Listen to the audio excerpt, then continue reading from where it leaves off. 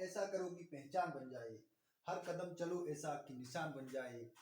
यहाँ जिंदगी तो हर कोई जी लेता है, लेकिन जियो ऐसे कि मिसाल बन जाए। जय हिंद मेरे प्यारे साथियों, मैं सूरज कुशवाहा, आप देख रहे हैं यूपी बोर्ड स्टडी चैनल। जैसा कि आपको पता है, हम अपने इस प्लेटफॉर्म पे यूपी बोर्ड हाई स्कूल वाले बच्चों के लिए एक सीरीज चला रहे हैं, जिस सीरीज का नाम है मास्टरमाइंड सीरीज। ये सीरीज आपके एग्जाम को नस्ते नाबूद करने के लिए रामबाण साबित होगी। जैसा कि आप स्क्रीन पर देख रहे हैं, मास्टरमाइंड की बुक, जो मास्टरमाइंड की बुक आती है हिंदी, इसका सॉल्यूशन करा रहे हैं। सबसे पहले हम ये देखिए, 2 वीडियो लेक्चर में हमने कराया है। पहले एक लेक्चर में कराया है गद्य की रचना है, दूसरे में कराया पद्य की रचना है। आज के इस लेक्चर में हम करेंगे काव्य सौंदर्य के तत्व।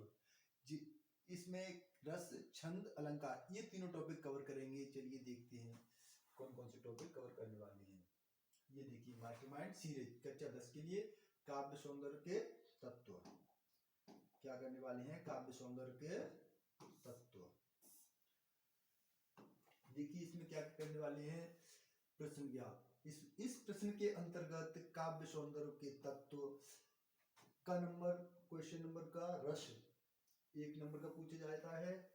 खंड ख अलंकार 1 नंबर का क्वेश्चन आता है। छंद 1 नंबर का क्वेश्चन आता है। इससे संबंधित एक एक बहुविकल्पीय प्रश्न पूछे जाता है।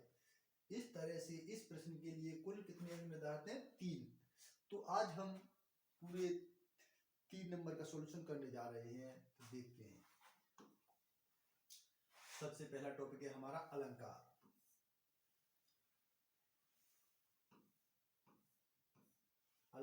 अलंकार की परिभाषा करते हैं हम। अलंकार की परिभाषा, अलंकार शब्द अलम धन कार से मिलकर बना है। अलंकार किससे मिलकर बना है। अलंकार शब्द अल धन कार शब्दों के योग से बना है। यहाँ अल का अर्थ है भूषण तथा कार का अर्थ है बाला, अर्थात जो अलंकृत करे, अर्थात जो अलंकृत करे अथवा शोभा बढ़ाने में सहायक हो। जिस प्रकार आभूषण पहनने से स्त्री के सौंदर्य में 4 चांद लग जाते हैं, उसी प्रकार अलंकार के प्रयोग से काव्य का सौंदर्य बढ़ जाता है। अलंकार के प्रयोग से शब्द और अर्थ में चमत्कार उत्पन्न हो जाता है। अतः काव्य के शब्द तथा अर्थ में चमत्कार उत्पन्न करने वाले काव्य की शोभा बढ़ाने वाले तत्वों को अलंकार कहते हैं। अलंकार किसे कहते हैं, काव्य के शब्द तथा अर्थ में चमत्कार उत्पन्न करके काव्य की शोभा बढ़ाने वाले तत्वों को अलंकार कहते हैं। सबसे पहले अलंकार के भेद जानते हैं हम। अलंकार के मुख्यतः कितने भेद होते हैं, 2। अलंकार के मुख्यतः 2 भेद होते हैं। Number 1 शब्दालंकार, number 2 अर्थालंकार। विशेष आपके पाठ्य पुस्तक में केवल अर्थालंकार और उसके उपमा, रूपक एवं उत्प्रेक्षा अलंकार के भेद ही निर्धारित हैं। यहाँ अतः यहाँ उन्हीं को संक्षिप्त में विवेचित करेंगे। यानी अलंकार के कितने भेद होते हैं, 2, शब्दालंकार और अर्थालंकार। लेकिन हमारे सिलेबस में क्या क्या है, केवल अर्थालंकार के भेद उपमा, रूपक और उत्प्रेक्षा अलंकार, ये तीनों अलंकार में से एक डेफिनेशन हमें बतानी होती है इसमें। चलिए, अब आ गया अर्थालंकार की परिभाषा देखते हैं। अर्थालंकार की परिभाषा देखते हैं। सबसे पहले, अर्थ में चमत्कार उत्पन्न करने वाले अलंकार, अर्थात अर्थ में चमत्कार उत्पन्न करने वाले अलंकार अर्थालंकार कहलाते हैं। अर्थ में चमत्कार उत्पन्न करने वाले अलंकार अर्थालंकार कहलाते हैं। अर्थालंकार कई प्रकार के होते हैं, जिसमें मुख्यतः उपमा अलंकार, रूपक अलंकार और उत्प्रेक्षा अलंकार हैं। अर्थालंकार कई प्रकार के होते हैं, लेकिन मुख्यतः इसमें कौन से अलंकार, उपमा अलंकार, रूपक अलंकार और उत्प्रेक्षा अलंकार। इसमें सबसे पहले हम करेंगे उपमा अलंकार की डेफिनेशन, परिभाषा। यहाँ पर किसी वस्तु या व्यक्ति की उपमेय की, यानी व्यक्ति या वस्तु को क्या बोलते हैं, उपमेय। उपमेय की किसी अन्य व्यक्ति या वस्तु से, उपमान मतलब जिससे तुलना की जाती है, किसी साधारण धर्म गुण आदि के आधार पर समानता बताई जाए, वहां उपमा अलंकार होता है। उपमा अलंकार के 4 अंग होते हैं। उपमा अलंकार के कितने अंग होते हैं? 4, जानते हैं।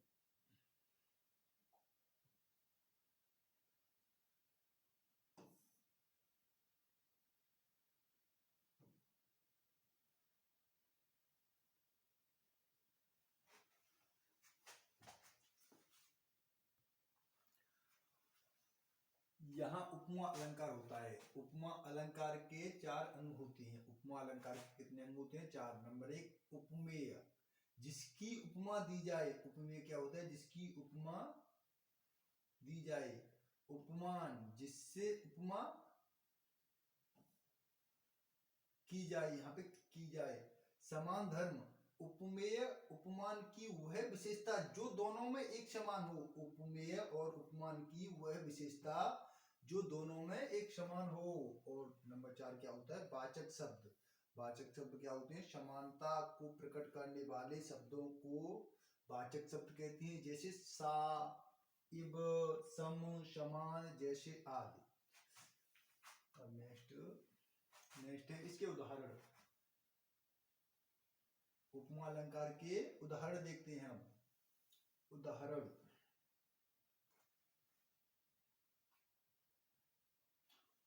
उपमा अलंकार का उदाहरण, मुख मयंक सम मंजू मनोहर। यहाँ पर मुख की तुलना सुंदर चंद्रमा से की गई है, अतः यहाँ पर उपमा अलंकार है। यानी मुख मयंक सम मंजू मनोहर, यहाँ पर मुख की तुलना किससे की गई है? सुंदर चंद्रमा से, अतः यहाँ पर क्या है? उपमा अलंकार है। उपमा अलंकार के अन्य उदाहरण, जैसे क, एक उदाहरण, सलज नीरद सी कल कांति थी। नंबर 1 और उदाहरण, अनुलेपन सा मधुर स्पर्श था। एक और उदाहरण, छिन्न पत्र मकरंद लुटी सी ज्यों मुरझाई हुई काली। एक और उदाहरण, अराती सैन्य सिंधु में सुबाडबानी बागनी से जलो। यानी आपको जो इसमें इसकी परिभाषा देनी है और इसके जो तत्व है वो लिखनी है। उसके बाद जो उदाहरण है, आप इनमें से कोई भी एक उदाहरण लिख दीजिए, आपको पूरे नंबर दिए जाएंगे। नेक्स्ट है रूपक अलंकार। सबसे जो महत्वपूर्ण टॉपिक है अलंकार में वो रूपक अलंकार है। तो देखिए रूपक अलंकार की डेफिनेशन। ये देखिए रूपक अलंकार कितनी बार पूछा गया है। 2009 में पूछा गया, 2010 में, 2011 में, 12 में, 13 में, 14 में, 15 में, 16 में, 17 में, 18 में, 19 में, 20 में, 21 में, 22 में, मतलब ये सारे साल पूछा ही गया है। अब इसकी परिभाषा देखते हैं हम। जहां उपमेय पर उपमान का अभेद रहित आरोप होता है, जहां उपमेय पर उपमान का अभेद रहित आरोप होता है, अर्थात जहां उपमेय और उपमान में कोई भिन्नता प्रदर्शित न की जाए। जहां उपमेय और उपमान में कोई भिन्नता प्रदर्शित न की जाए, वहां पर रूपक अलंकार होता है। जैसे उदाहरण, ये क्या है? उदाहरण है। उदाहरण,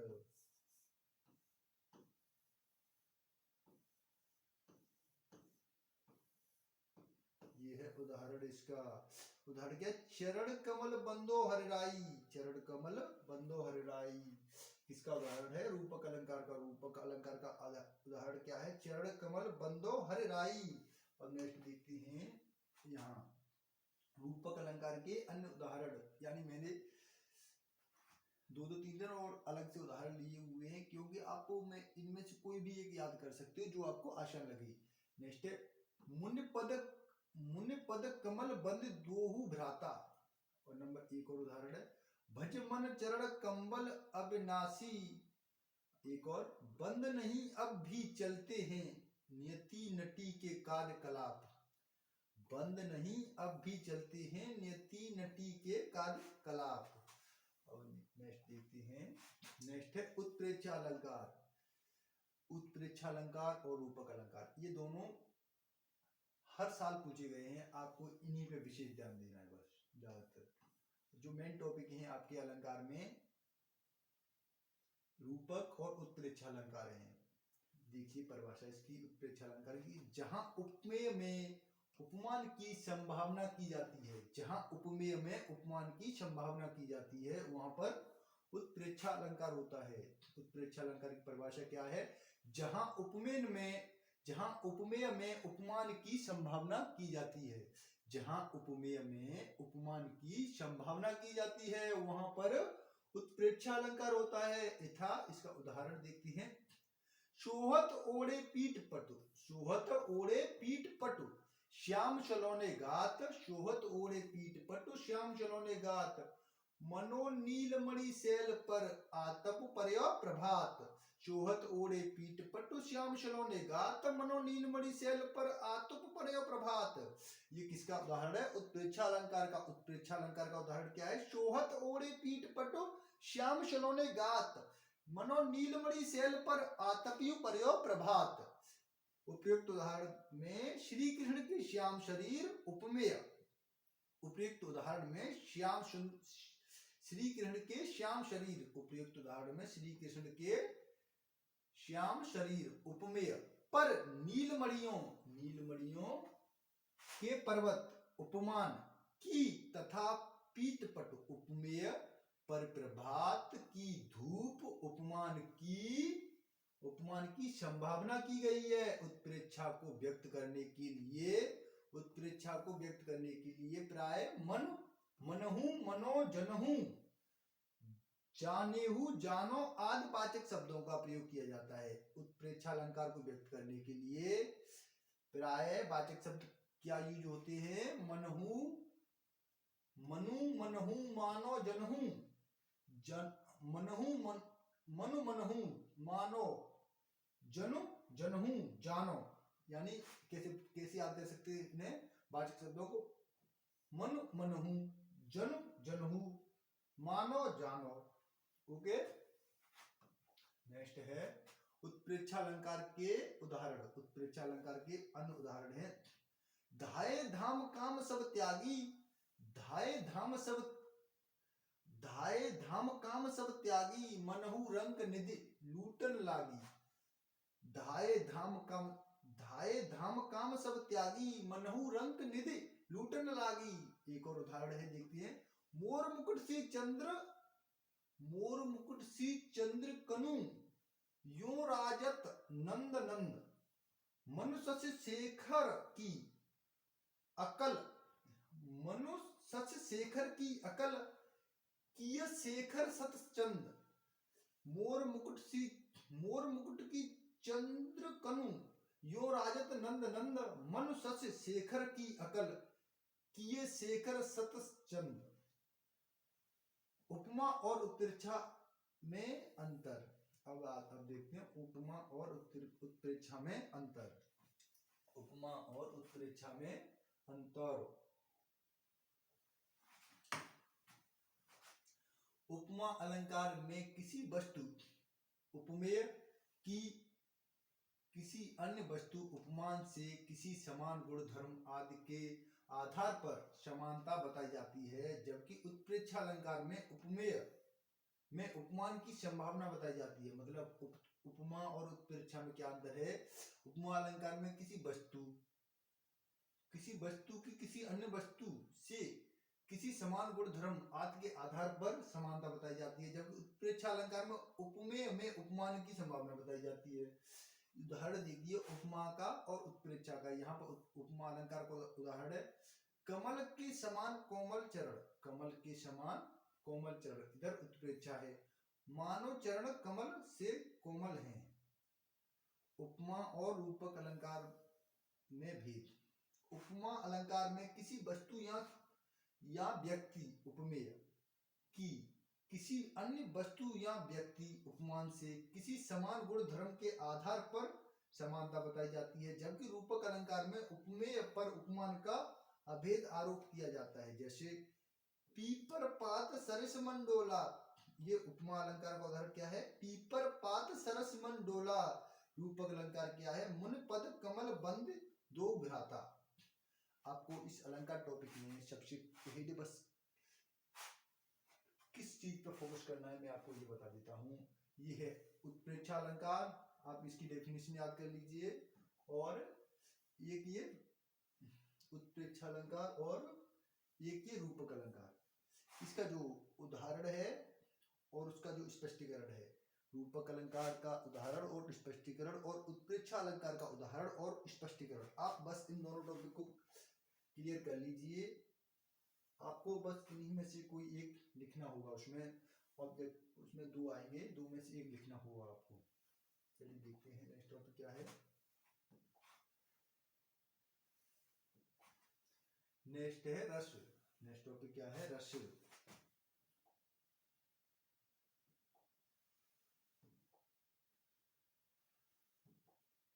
नेक्स्ट टॉपिक है रस।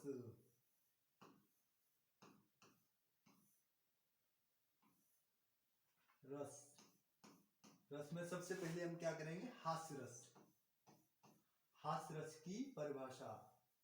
हास्य रस किसी की आकृति, वेशभूषा, किसी की आकृति, वेशभूषा, चेष्टा आदि को देखकर हृदय में जो विनोद का भाव जागृत होता है, हृदय में जो विनोद का भाव जागृत होता है, वहां वह हास्य कहा जाता है। वह हास्य कहा जाता है। क्या कहा जाता है? हास्य कहा जाता है।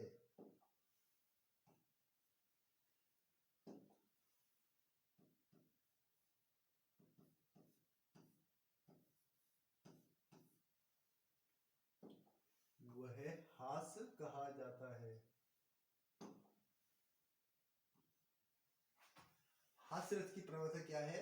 किसी की आकृति, वेशभूषा, किसी की आकृति, वेशभूषा, चेष्टा आदि को देखकर हृदय में जो विनोद का भाव जागृत होता है, वह हास्य कहा जाता है। यही हास्य जब विभाव, अनुभाव और संचारी भावों से पुष्ट हो जाता है तो उसे हास्य रस कहा जाता है। यानी हास्य रस की परिभाषा कैसे याद करेंगे? किसी की आकृति, देखिए किसी की आकृति, वेशभूषा, चेष्टा आदि को देखकर हृदय में जो भाव जागृत होता है, इसे हास्य कहा जाता है। यही हास्य जब भाव, अनुभाव और संचारी भावों से पुष्टि करता है तो उसे हास्य रस कहा जाता है। हास्य रस के उदाहरण हास्य रस के उपकरण, हास्य रस के उपकरण देखिए। हास्य रस के उपकरण नंबर का स्थायी भाव। हास्य रस का स्थायी भाव क्या है? हास्य। हास्य रस का स्थायी भाव क्या है? हास्य। नंबर का विभाव।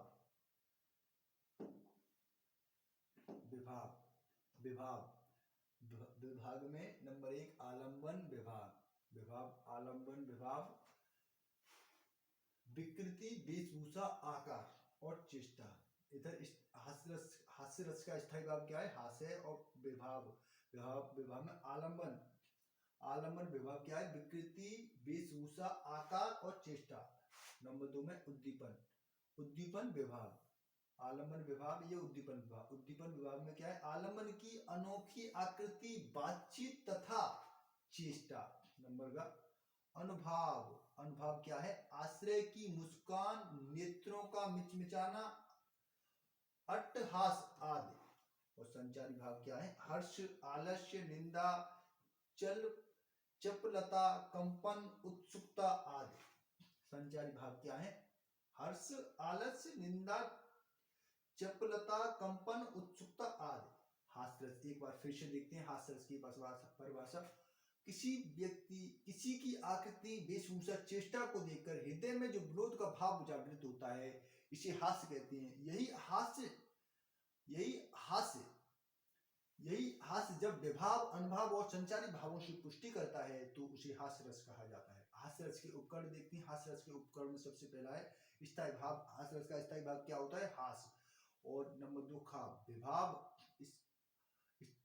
स्थायी भाव विभाव आलंबन विभाग में होता है आलंबन विभाव। आलंबन विभाग क्या होता है? इसमें आकृति, वेशभूषा, आकार और चेष्टा। नंबर दो पे है उद्दीपन विभाग। आलम्बन की अनोखी आकृति, बातचीत तथा चेष्टाएं। और नंबर ग है अनुभाव। अनुभाव क्या है? आश्रय की मुस्कान, नेत्रों का मिचमिचाना, आट्टहास। और नंबर घ पे क्या है? संचारी भाव, हर्ष, आलस्य, निंदा, चपलता, कंपन, उत्सुकता। आपके हास्यरस की परिभाषा यहाँ पे इधर ये देखिए, हास्यरस का उदाहरण। हास्यरस का उदाहरण उदाहरण बिंद की बासी उदासी, बिंद की बासी, बिंद के बासी उदासी, तपोव्रत धारी महाविश्व बिनु नारी दुखारे। बिंद के बासी उदासी, तपोव्रत धारी महाबिनु नारी दुखारे। गौतम तीय गौतम गौतम गौतम तीय तरी तुलसी, सो कथा सुन भे मुनि वृंद सुखारे। वह है शिला सब चंद्रमुखी, पर से पद मंजुल कंज तिहारे। कीनी भली रघुनायक, नायक नायक जू करुणा करे, कानन को पग धारे। हास्यरस का उदाहरण क्या है? बिंद के बासी उदासी, तपोव्रत धारी महाबिनु नारी दुखारे। गौतम तीय तरी तुलसी, सो कथा सुनी में मुनि वृंद सुखारे। वह है शिला सब चंद्रमुखी, पर से पद मंजुल कंज तिहारे। किन्हीं भली रघुनायक, नायक जू करुणा कर, कानन को पग धारे। ये है हास्यरस का उदाहरण। आपको पहले हास्यरस की डेफिनेशन लिखनी है, फिर उसके उपकरण, फिर उसके उदाहरण। नेक्स्ट है इसका स्पष्टीकरण। हास्यरस का स्पष्टीकरण, जो उदाहरण दिया गया है उसका स्पष्टीकरण।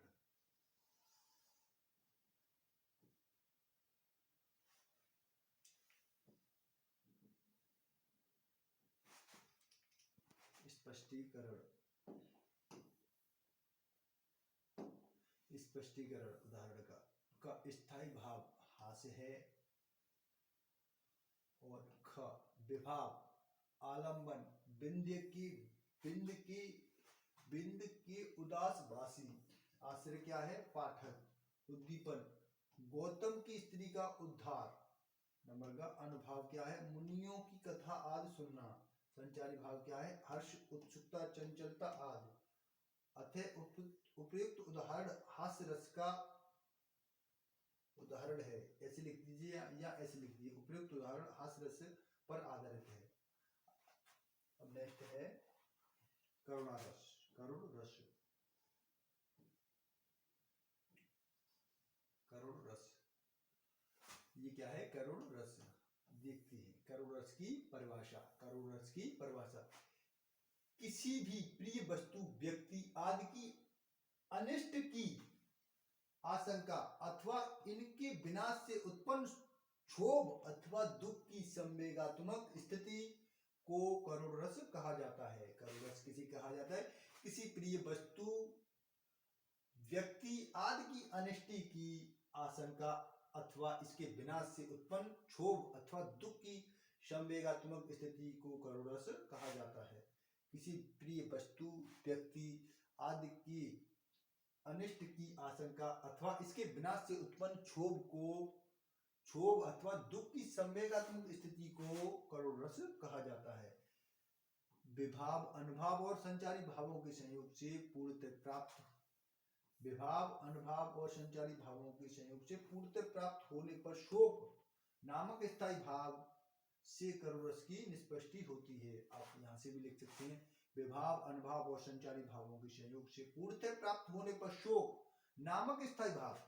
आप कैसे लिख सकते हैं? विभाव, अनुभाव और संचारी भावों से, विभाव, अनुभाव और संचारी भावों के, विभाव, अनुभाव और संचारी भावों के संयोग से पूर्णतया प्राप्त होने पर शोक नामक स्थायी भाव से करुण रस की निष्पत्ति होती है। करुण रस के उपकरण, करुण रस के उपकरण क्या क्या होते हैं? स्थायी भाव, विभाव, अनुभाव और संचारी भाव। रस के ये उपकरण होते हैं। विभाव, स्थायी भाव, विभाव, अनुभाव और संचारी भाव। जानते हैं स्थायी भाव क्या है? शोक। विभाव में क्या आता है? आलंबन। आलंबन विनिष्ट व्यक्ति अथवा वस्तु।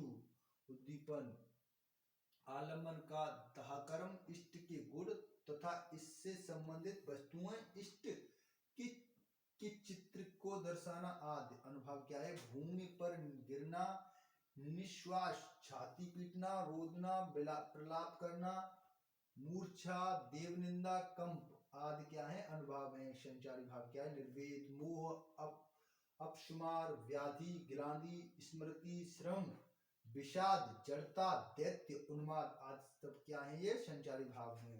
अब देखते हैं इसका उदाहरण। उदाहरण क्या है? करोडस का उदाहरण। करोडस का उदाहरण है ये। अभी तो मुकुट बंधा था माथ, अभी तो मुकुट बंधा था माथ, हुए कल ही हल्दी के हाथ, खुले भी न थे लाज के बोल, खिले थे चुम्बन शून्य कपोल, हाय रुक गया यही संसार, बना सिंदूर अनंत अंगार, बात हत ललिका यह सुकुमार, पड़ी है छिन्नाधार।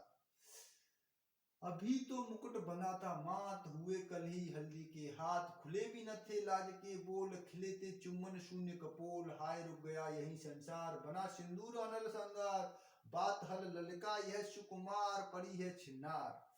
आप 2-3 बार इस उदाहरण को बोलोगे तो याद हो जाएगा कैसे बोलना है। अभी तो मुकुट बंधा था माथ, अभी तो मुकुट बंधा था माथ, हुए कल ही हल्दी के हाथ, खुले भी न थे लाज के बोल, खिले थे चुम्बन शून्य कपोल, हाय रुक गया यही संचार, बना सिंदूर अनल अंगार, बात हल ललिका यह सुकुमार, पड़ी है छिंधार।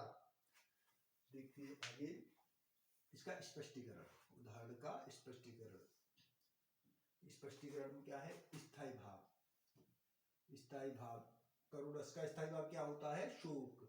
नंबर का विभाव। विभाव में आलम्बन, विनष्ट, विनष्टपति, उद्दीपन।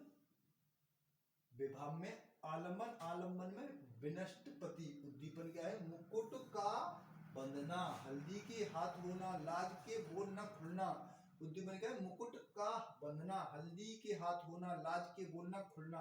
अनुभाव क्या है? वायु से आहत ललिका के समान नायिका का बेसहारा हो जाना। अनुभाव क्या है? वायु के आहत ललिका के समान नायिका का बेसहारा हो जाना। संचारी भाव क्या है? विषाद, दैन्य, स्मृति, जड़ता आदि क्या है? संचारी भाव। उपयुक्त उदाहरण में करोडरस है। उपयुक्त उदाहरण में करोडरस है। अब देखते हैं नेक्स्ट टॉपिक क्या है हमारा? शोट।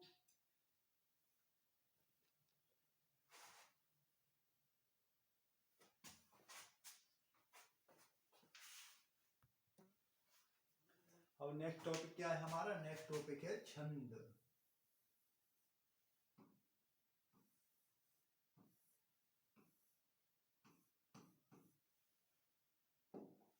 टॉपिक क्या है हमारा? छंद।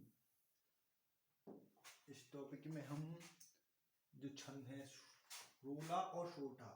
छंद।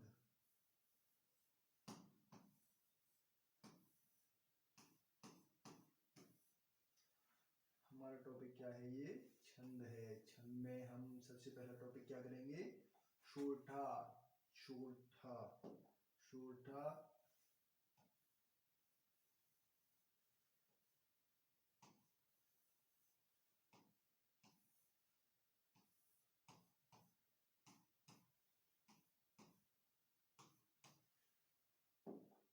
हमारा टॉपिक है ये छंद। छंद में सबसे पहले देखेंगे शोठा। शोठा छंद। शोठा परिभाषा, लक्षण, पहचान एवं उसके उदाहरण। ये शोठा छंद है जो देखो कितनी बार पूछेगा। 2012, 11, 13, 16, 15, 16, 17, 18, 19, 20, मतलब ये देखिए कि हर साल पूछा गया है।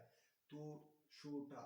शोठा छंद की परिभाषा। परिभाषा यह दोहे का उल्टा होता है। शोठा दोहे का उल्टा होता है। इसके पहले और तीसरे चरणों में 11-11 मात्राएं होती हैं तथा दूसरे और चौथे चरणों में 13-13 मात्राएं होती हैं। या फिर इसे ऐसे बोल सकते हैं, इसके विषम चरणों में 11-11 मात्राएं होती हैं। यानी ये देखिए 1 और 3, ये क्या है? ये विषम। विषम चरणों में 11-11 मात्राएं होती हैं। ये देखिए सम 2 और ये 4। दूसरे और चौथे यानी सम चरणों में कितनी कितनी मात्राएं होती है? 13-13। आप कैसे याद कर सकते हैं? ये देखिए यह दोहे का उल्टा होता है। क्या? शोठा दोहे का उल्टा होता है। इसके पहले और तीसरे चरणों में 11-11 मात्राएं होती है तथा दूसरे और चौथे चरणों में 13-13 मात्राएं याद होती हैं। आप ऐसे ना सही, आप ऐसे याद कर सकते हैं, यह दोहे का उल्टा होता है। इसके इसके सम चरणों, इसके विषम चरणों में 11-11 मात्राएं होती हैं तथा सम चरणों में 13-13 मात्राएं होती हैं। ये इसकी डेफिनेशन होगी। अब देखते हैं इसका उदाहरण। ये देखिए उदाहरण है, जो जो सुमिरत सिद्धि होए, जो सुमिरत सिद्धि होए, गगनायक करिबर बदन, करहूं अनुग्रह सोई, बुद्धि राशि शुभ गुण सदन। यानी उदाहरण, जो सुमिरन सिद्धि हुई, जो सुमिरन सिद्धि हुई, जो सुमिरन सिद्धि होए, गगनायक करिबर बदन, जो सुमिरन सिद्धि होए, गगनायक करिबर बदन, जो सुमिरन सिद्धि होए, गगनायक करिबर बदन, करहूं अनुग्रह सोई, बुद्धि राशि शुभ गुण सदन। जो सुमिरन सिद्धि होई, जो सुमिरन सिद्धि होए, गणनायक करिबर बदन, जो सुमिरन सिद्धि होए, गणनायक करिबर बदन, करहूं अनुग्रह सोई, बुद्धि राशि शुभ गुण सदन। जो उदाहरण एक बार और देखिए, जो सुमिरन सिद्धि होए, गणनायक करिबर बदन, करहूं अनुग्रह सोई, बुद्धि राशि शुभ गुण सदन। ये देखिए इसकी मात्रा कैसे गिनते हैं। ये देखिए, का की एक मात्रा, रा की एक मात्रा, हा छोटे ऊ की मात्रा होती है। इधर देखिए, इसकी एक मात्रा इसकी है, एक इसकी, एक इसकी, एक इसकी, इधर ये।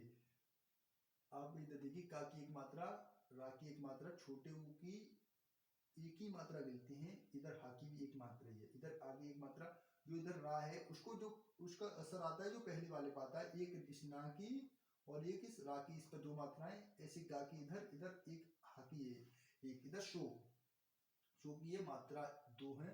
सा की और ओ की एक मात्रा, सा की एक मात्रा, ओ की एक ये होगी, एक 2 इधर होगी, एक ये होगी। ऐसे बुद्धि की इधर देखिए, इधर इसकी तो कोई मात्रा नहीं है ना, वाह, छोटे ऊ की कोई मात्रा नहीं लगती, बाकी एक मात्रा।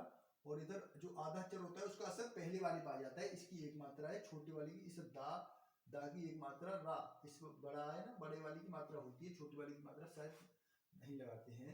ये देखिए, रा और छुआ, इसकी 2 मात्रा, इधर स, इसकी एक मात्रा शु, इसकी एक मात्रा फ, एक मात्रा क, गु एक मात्रा न, एक मात्रा श, द, न एक मात्रा। इसे बोलते हैं गुरु, इसे बोलते हैं गुरु, इसे बोलते हैं लघु। इधर देखिए, एक एक एक एक 2 1 1 1 2 3 4 5 6 7, इधर मात्रा गिनते हैं हम, 1 2 3 4 5 6 7 8 9 10 11। इधर देखिए 11 हो गई। इधर देखिए 2 2 3 4 2 3 6 2 चौक 8 2 पंजे 10 11 12 13। इधर देखिए 11 प्लस 13, इधर कितनी होंगी 14 24 मात्राएं।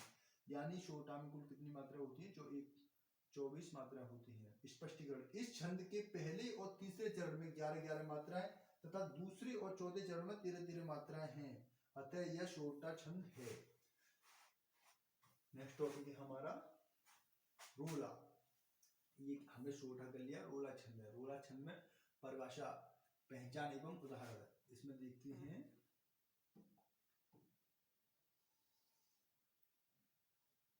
ये भी देखिए, ये भी 2011 12 13 14 16 17 18 20 सारी ईयर में पूछा गया है। इसकी हम देखते हैं डेफिनेशन क्या होती है, इसकी परिभाषा। यह सममात्रिक छंद है। रोला एक सममात्रिक छंद है। इसमें 4 चरण होते हैं। प्रत्येक चरण में 24 मात्राएं होती हैं।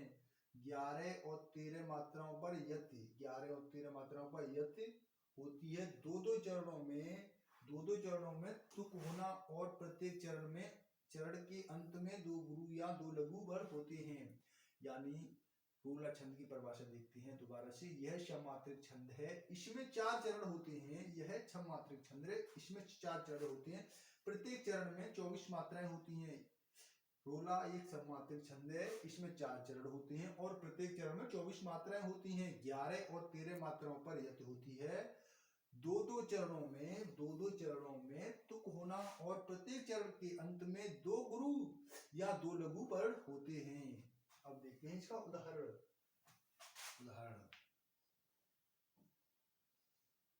ये देखिए उदाहरण रूला का उदाहरण। नित नव लीला ललित ठानी गोलोक अजर में। नित नव लीला ललित ठानी गोलोक अजर में। रमत राधिका संग रास रस रंग रुचिर में। नित नव लीला ललित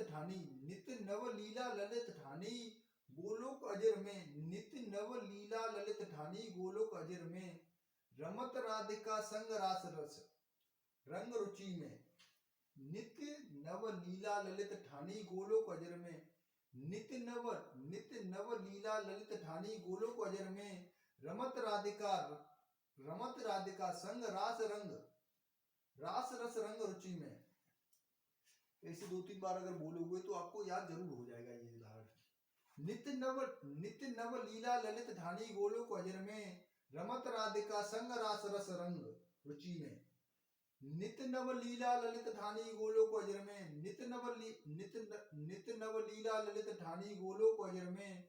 रमत राधिका संग रास रस रंग रुचि में। अब देखिए इसका स्पष्टीकरण। इसके प्रत्येक चरण में 24 मात्राएं हैं तथा 11 व 13 पर यति है, अतः यह रोला छंद है। जैसा कि आपको पता है हमने काव्य सौंदर्य के तत्वों में छंद, अलंकार और रस तीनों टॉपिकों को कवर किया है इस वीडियो में। और आपको हमारी वीडियो अच्छी लगी तो वीडियो को लाइक करें और हमारे चैनल पे अगर आप नए हैं तो हमारे चैनल को सब्सक्राइब जरूर कर लें। हम आपके लिए बेहतर कंटेंट तैयार करते रहेंगे। तब तक के लिए धन्यवाद। मिलते हैं एक और ऐसी ही नई वीडियो में।